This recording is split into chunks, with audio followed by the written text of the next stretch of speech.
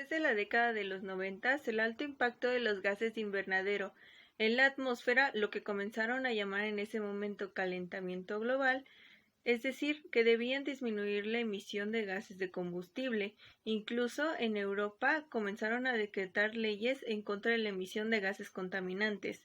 Esto para que las empresas hicieran un cambio radical, ya que si no realizaban este tipo de cambios, podían tener multas debido a la emisión de estos gases, es decir, en la fabricación de los motores debían de disminuir la emisión de estos gases contaminantes. Esto generó un cambio radical en cuanto a los sistemas de alimentación, es decir, la carburación quedó obsoleta contra el sistema actual de excelencia que es el sistema de inyección de combustible. El sistema de inyección busca la mezcla ideal de aire-combustible, esto para que cada vez sea más beneficiosa y se llegue a una combustión completa dentro del cilindro. Incluso, ya que se busca que sea más beneficiosa, el sistema de alimentación ha evolucionado desde la carburación hasta el sistema de inyección electrónico que conocemos actualmente. Ahora vamos a dar una pequeña introducción histórica. En el año de 1922, el técnico Robert Bosch comenzó a desarrollar el primer sistema de inyección. Para este año ya se contaba con suficiente experiencia, ya sea en motores de combustión y en sus sistemas, y también los sistemas de producción ya habían alcanzado un nivel demasiado elevado para poder soportar este tipo de proyectos. En 1923 ya se habían planteado una docena de bombas de inyección, todas totalmente distintas, y a mediados de este año obviamente también comenzaron a realizarse pruebas en motores.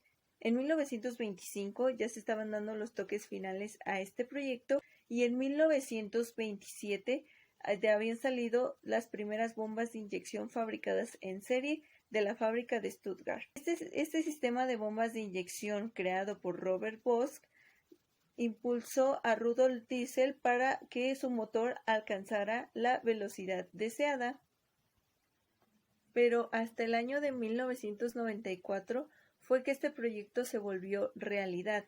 Esto obviamente conllevó a varios años de desarrollo, tanto de los sistemas de presión como el sistema de inyección, tanto como los combustibles que se utilizaban en este tipo de motores, ya que algunos combustibles a lo largo de los años también mejoraban y se desarrollaban.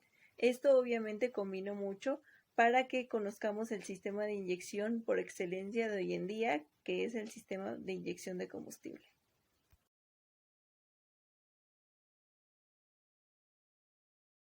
Ahora hablaremos de lo que es un sistema de inyección. En un sistema de inyección el combustible se inyecta directamente en el cilindro o justo por delante de la válvula de admisión. En cuanto a la toma de aire para el sistema de inyección de combustible, se utiliza una similar al sistema de carburador, con una fuente de aire alternativo que está centrada en la cubierta del motor. Es decir, si es que la fuente de aire exterior está obstruida, la fuente de aire alternativo se activará automáticamente.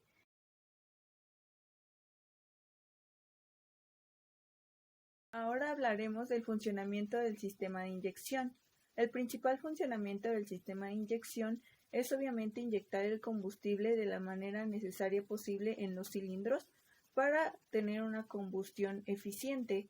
En cuanto al sistema de inyección, tiene una gran ventaja, ya que es más controlable que un sistema de carburador anticuado.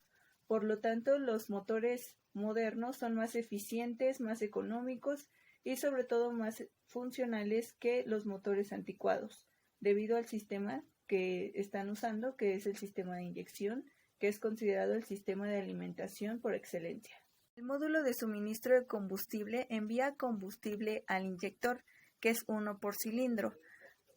La cantidad de combustible que llega al inyector está controlada por una unidad de control electrónica que obviamente toma en cuenta la temperatura del aire, la posición del acelerador, la velocidad del motor, el par de motor y obviamente los datos de escape que se encuentran en y alrededor de nuestro motor. Esto para que suministre el combustible en cada carrera de admisión. El aire llega a través del colector de admisión y entra al motor. Sin embargo, la forma en que el aire y el combustible se introducen y se mezclan Difiere un poco en cuanto al sistema de inyección o el tipo de sistema de inyección que el motor esté utilizando.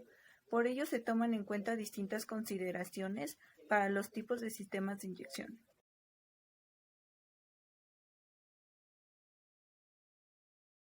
Llegó el momento de hablar sobre la clasificación de los sistemas de inyección. Exactamente. Nos dice que los sistemas de inyección se pueden clasificar por varias maneras. Una de ellas es por la posición de los inyectores. Básicamente dentro de esta clasificación está o existe lo que es la inyección directa y la inyección indirecta. Primero vamos a hablar sobre la inyección directa. La inyección directa, valga la redundancia y no tiene otra ciencia, es cuando se inyecta, como su nombre lo dice, directamente el combustible en la cámara de combustión. Se acabó. Eso es todo. Básicamente, pues sí, se inyecta el combustible directamente. Estos inyectores se ubican en la parte más próxima del bloque del motor. Donde está la zona final de los colectores de admisión. ¿Esto con qué finalidad? Con la finalidad de que va a entrar directamente a la cámara del bloque y es ahí donde se va a mezclar lo que es la gasolina con el aire. Como en todas las cosas, siempre hay un pero. Este método, por así decirlo, tiene una desventaja. ¿Y cuál es esa desventaja? Se estarán preguntando. Es que al momento de que el inyector está básicamente muy cerca de la cámara de combustión, como yo le expliqué, pues sí, se inyecta directamente el combustible ahí en la cámara de combustión, el inyector puede llegar a obstruirse. Entonces, ahí ya tenemos un ligero problema, Houston. Entonces, pues, básicamente, tiene varias desventajas. Si bien es un método muy utilizado, tiene pequeñas desventajas como las que les acabo de mencionar. La inyección indirecta se emplea tanto en automóviles que funcionan con gasolina, tanto en los automóviles que funcionan con diésel, muy importante. Este tipo de inyección se se utilizaba más que nada en los automóviles antiguos, los viejitos, se empleaba. Por ejemplo, cuando un automóvil funciona con gasolina, el combustible literalmente es inyectado en el colector de admisión. Pero ustedes se estarán preguntando, oye, es que no sabemos. Bueno, sí saben, o sea, literalmente yo sé que sí saben, pero pues aún así hay que explicarlo, ¿verdad? Para que no quede dudas de nada. No me importa. El colector de admisión básicamente es el encargado o es el que permite que entre el aire a los cilindros. Una vez que este combustible es inyectado en el colector de admisión, se va a mezclar lo que es el aire con el combustible antes de pasar a la famosa cámara de combustión. ¡Boom! En otro caso, si el automóvil funciona con diésel, ahí va a cambiar completamente la cosa. Va a dar un giro totalmente diferente porque el combustible se va a inyectar en una precámara. Esta precámara, ¿dónde se va a ubicar? Se va a ubicar en el inferior de los cilindros, en caso de que el automóvil funcione con diésel. Como lo platiqué en la inyección directa, la inyección indirecta también tiene tanto sus ventajas, sus pros y sus contras, como en todo.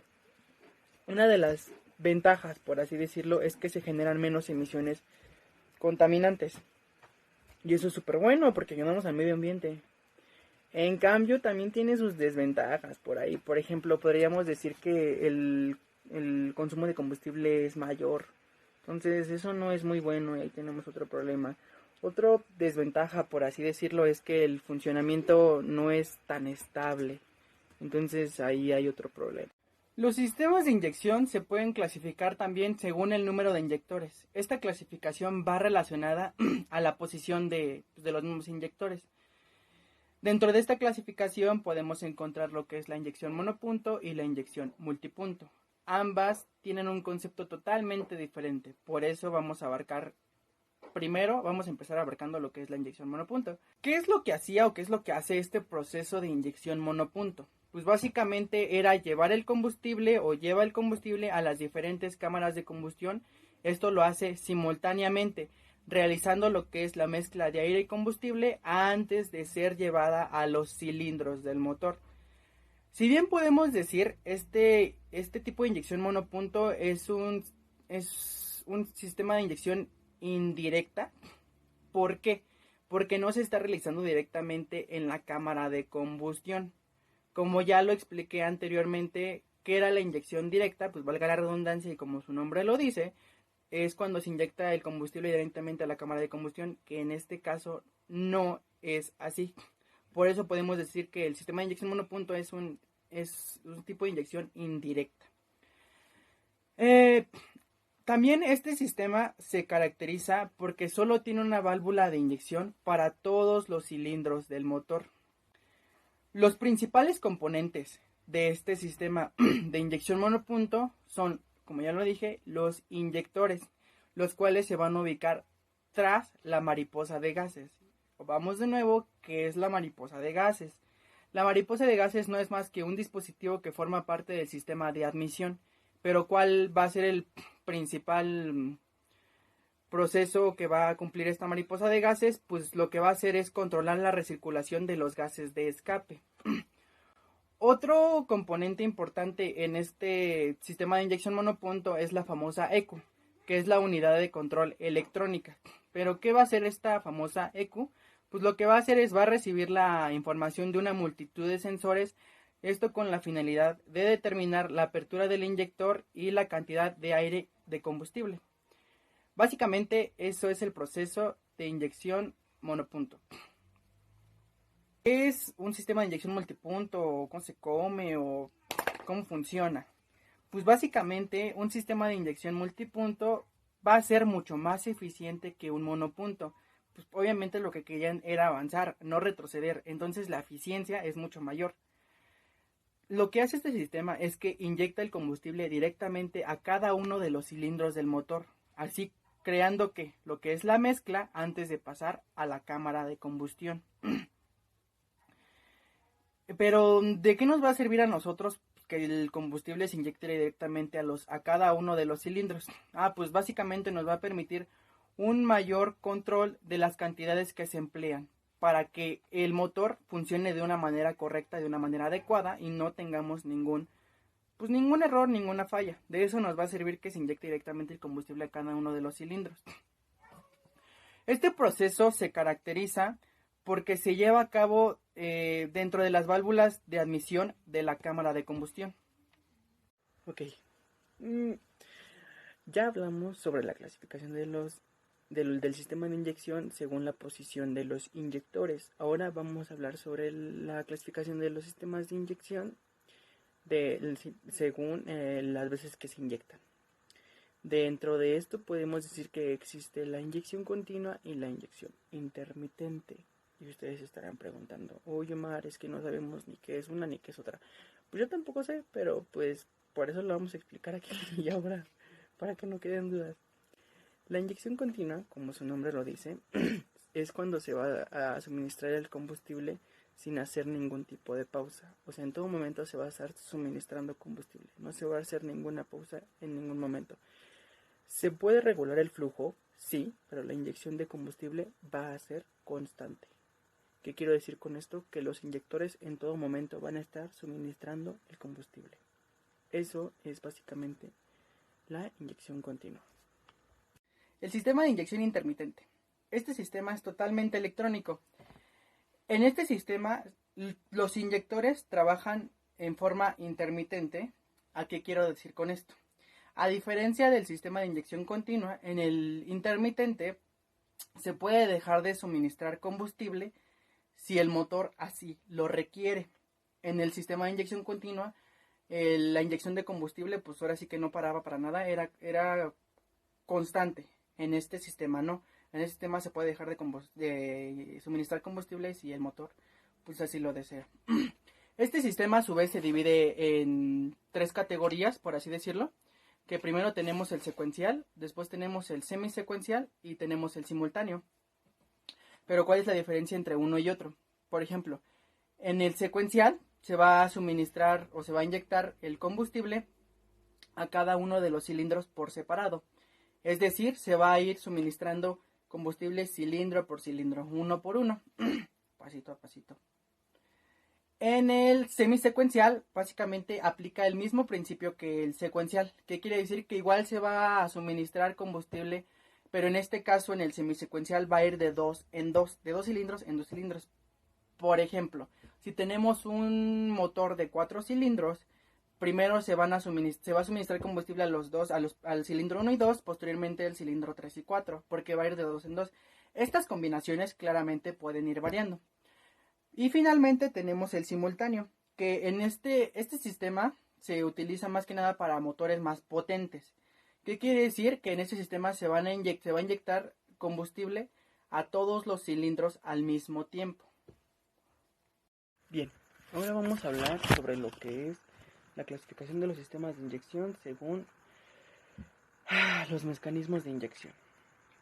Dentro de esta clasificación existe lo que es la inyección mecánica y la inyección electrónica. Y vamos de nuevo, ustedes se estarán preguntando, no, pues ¿cuál es la diferencia entre una y otra, no? Pues no lo sé, pero pues voy a tratar de explicarlo. Bueno, sí sé. Yo sé que ustedes también saben, pero vamos a tratar de explicarlo en este video. Básicamente primero vamos a empezar con lo que es la inyección mecánica. Nos dice que la inyección mecánica surgió en 1932 para los motores de aviación. Pues porque sabemos que los motores de aviación rifan, ¿no? Los motores de aviación son lo máximo, los aviones son lo máximo, son vida. Pero después dijeron así como de no solo no solo hay que hacer que este sistema de inyección sirva para los motores de aviación, también hay que hacerlo servible o útil para los motores de automóviles. Y no fue sino hasta 1945 que este sistema mecánico de inyección empezó a ser utilizado en los automóviles. Pero básicamente, ¿qué nos dice este sistema de inyección mecánica? Nos dice que este sistema trabaja mediante la presión sometida por parte de un dosificador. Pero ustedes se estarán preguntando, pues es que no entiendo. Vamos a dejarlo un poquito más claro. Este dosificador va a ser una especie de distribuidor. Sí, un distribuidor, el cual va a repartir la gasolina por los inyectores. Ojo, los cuales van a distribuir la gasolina simultáneamente. Eso es lo que quiere decir el proceso de sistema de inyección mecánica.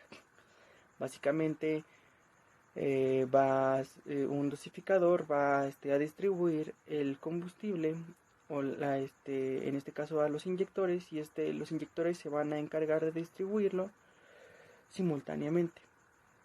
Si bien este método ya no se utiliza mucho porque carece de electrónica, hoy en día más que nada este sistema fue sustituido por lo que es conocido el sistema de inyección electrónica, que es lo que les voy a explicar a continuación. El sistema de inyección electrónica de combustible. Básicamente es un sistema en el cual se suministraba de combustible a la cámara de combustión. Esto con ayuda de un inyector. Podemos decir que este sistema se empezó a comercializar por aquello de los años de 1967, más o menos un periodo por ahí así.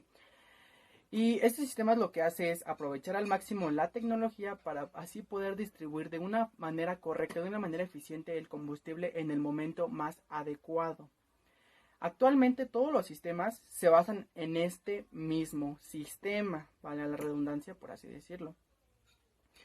¿A qué me refiero con esto? Pues que distribuyen de una manera correcta el combustible. El sistema de inyección electrónica, como su nombre lo dice, pues se basa o se apoya con ayuda de la electrónica. ¿Y esto con qué finalidad?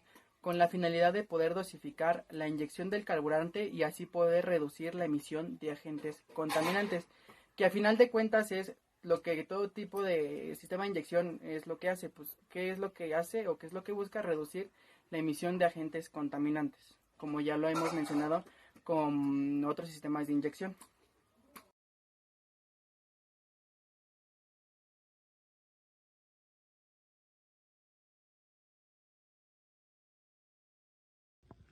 En los sistemas de inyección de combustible existen características o propiedades que los definen, y a continuación hablaremos de algunas de ellas.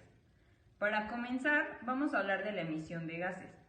Los motores de combustión interna emiten gases que se dividen en dos tipos, inofensivos y contaminantes. Los gases inofensivos son nitrógeno, oxígeno, dióxido de carbono, vapor de agua e hidrógeno. En cuanto a los gases contaminantes, tenemos los monóxidos de carbono, hidrocarburos, óxidos de nitrógeno y plomo. La propiedad son los combustibles. Los combustibles líquidos se utilizan más como fuente de energía en un motor de combustión interna. Estos se obtienen por derivación del petróleo y por el método de destilación. Se utilizan más que los combustibles gaseosos o sólidos.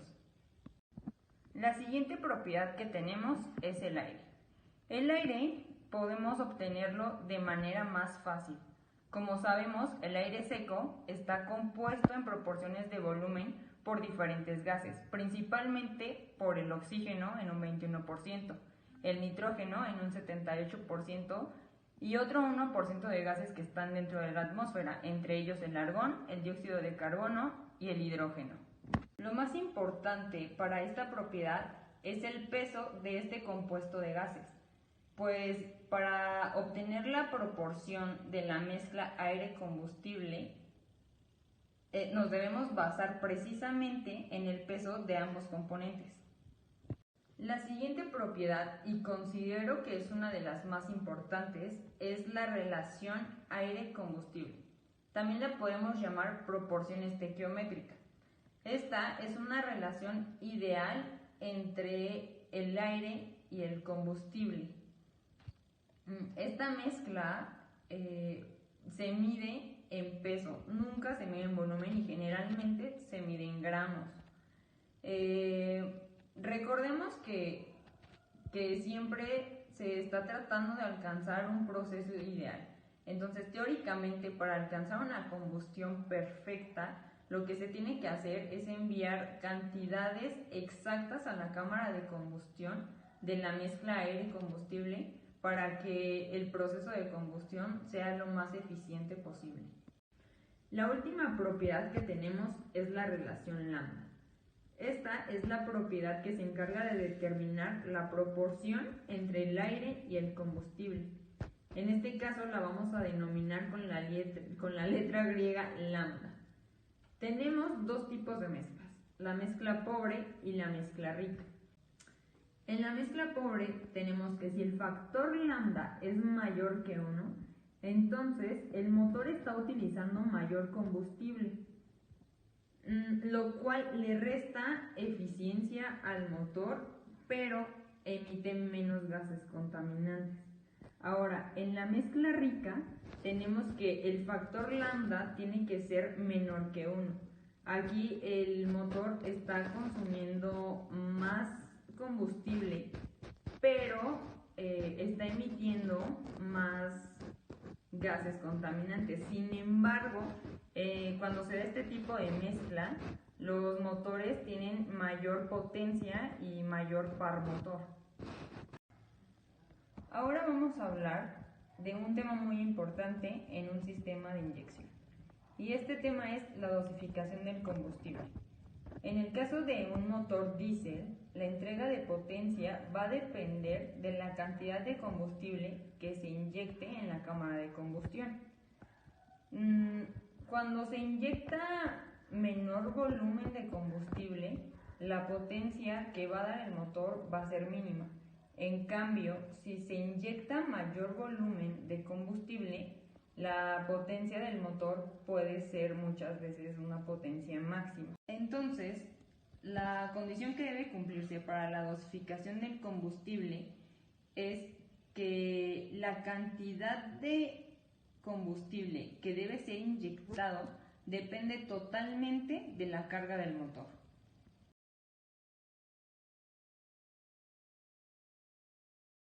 Ahora hablaremos de las partes y propiedades del inyector. Generalmente está compuesto de dos partes diferentes: el portapulverizador, que se construye en distintas formas y dimensiones según las características de la culata del motor, y también tenemos el pulverizador, que al contrario su diseño está normalizado universalmente en cuanto a sus dimensiones.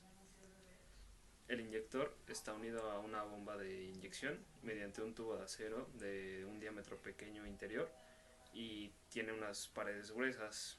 Los diámetros interiores tienen medidas aproximadamente de 1.5 a 2 milímetros y el diámetro externo es de 6 milímetros. El diámetro es muy pequeño, teniendo una alta velocidad en la tubería y una sensible caída a la presión debido al flujo turbulento del fluido. Un fenómeno que influye en el funcionamiento de los inyectores y el motor es el goteo. Este consiste en una pérdida de combustible antes y después del periodo de inyección. Para impedir el goteo se emplean sobre todo pulverizadores de tipo cerrado. En estos, el combustible enviado por la bomba a una elevada presión llega a través del filtro y el canal del pulverizador. La aguja es mantenida sobre su asiento cónico por el empuje de un muelle que actúa a través de un correspondiente vástago. El empuje del muelle se puede regular por medio de tuercas, de modo que la aguja se eleva por el efecto de presión del combustible. Solo cuando éste ejerce sobre la superficie anular de la aguja una fuerza superior a la del muelle. La presión a la cual la aguja del pulverizador comienza a elevarse se llama comúnmente presión de abertura. Su valor en la práctica está comprendido entre 100 y 250 kilogramos sobre centímetro cuadrado aproximadamente. Los principales elementos que permiten variar la ley de inyección sobre el inyector son el muelle, la superficie de la aguja sometida al empuje y los orificios de salida del pulverizador, comúnmente llamados como toberas.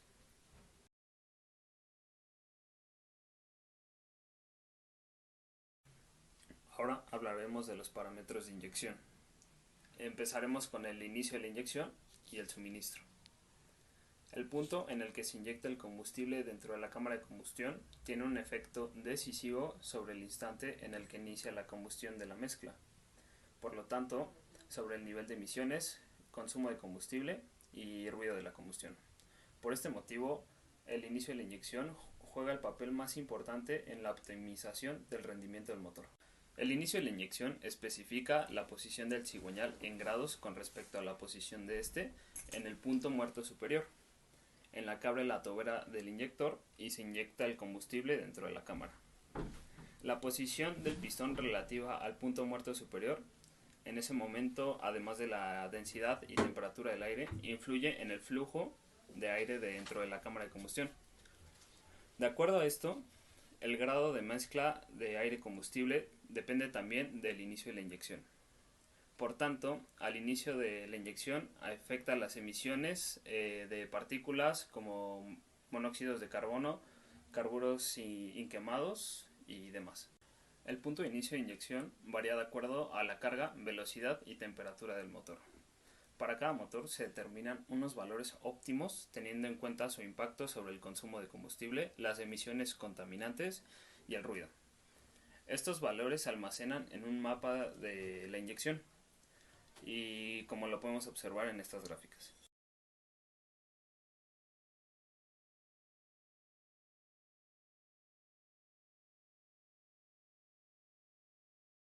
Para el volumen de combustible inyectado lo representamos con Q sub índice H. Lo medimos en milímetro cúbico sobre carrera o milímetro cúbico sobre ciclo de inyección. Se calcula con la siguiente ecuación. Las letras de esta ecuación ya las habíamos visto en la anterior, que significa cada una de ellas, y la nueva que aparece sería ρ, que sabemos que es la densidad. La potencia del motor, suponiendo que tiene un rendimiento constante, es directamente proporcional a la cantidad de combustible inyectado. La masa del combustible inyectado depende de los siguientes parámetros.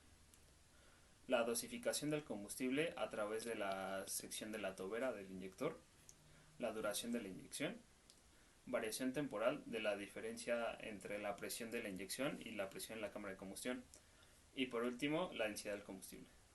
La desviación entre la cantidad de combustible de referencia programada y la cantidad real inyectada influye sobre el rendimiento y las emisiones contaminantes. Los sistemas modernos de inyección de alta precisión, controlados electrónicamente, la cantidad requerida de combustible a inyectar se puede medir con un alto grado de precisión.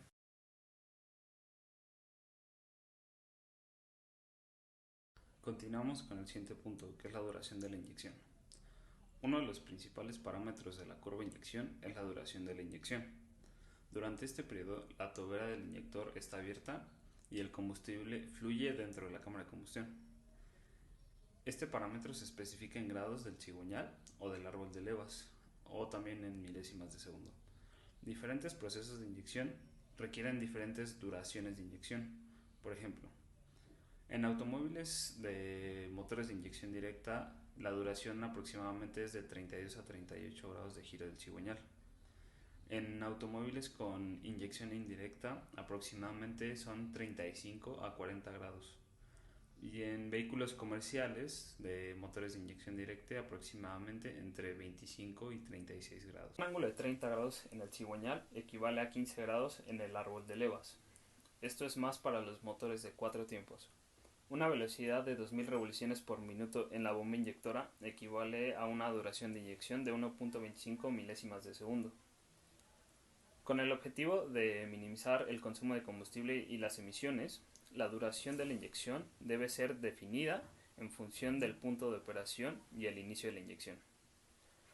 Algunos ejemplos son las siguientes gráficas, donde se muestra el consumo de combustible en y las emisiones en función de la duración y el inicio de la inyección.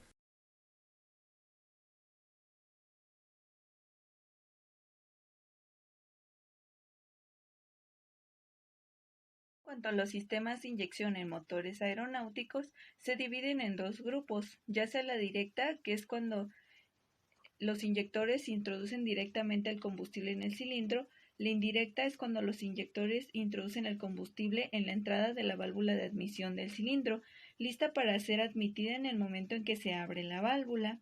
Ahora, atendiéndose al modo de inyección en nuestro avión, se incorpora un sistema de inyección intermitente o espaciada, es decir, se inyecta en un momento determinado de la carrera de admisión.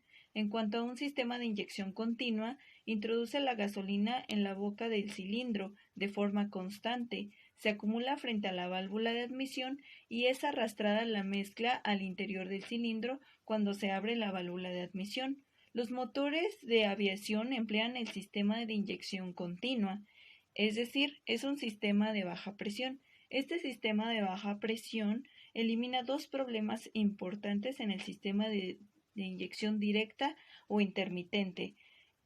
Como el primer problema que elimina es la necesidad de ajustar o reglar la bomba de inyección de gasolina con el régimen de funcionamiento del motor, de manera que la inyección se produzca en el momento exacto de la carrera de admisión del cilindro.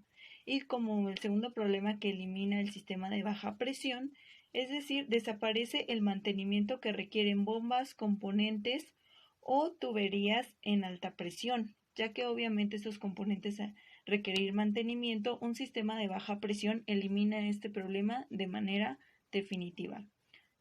Ahora vamos a mencionar algunas ventajas y desventajas del sistema de inyección.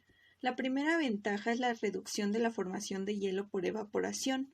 La segunda ventaja es el mejor flujo de combustible.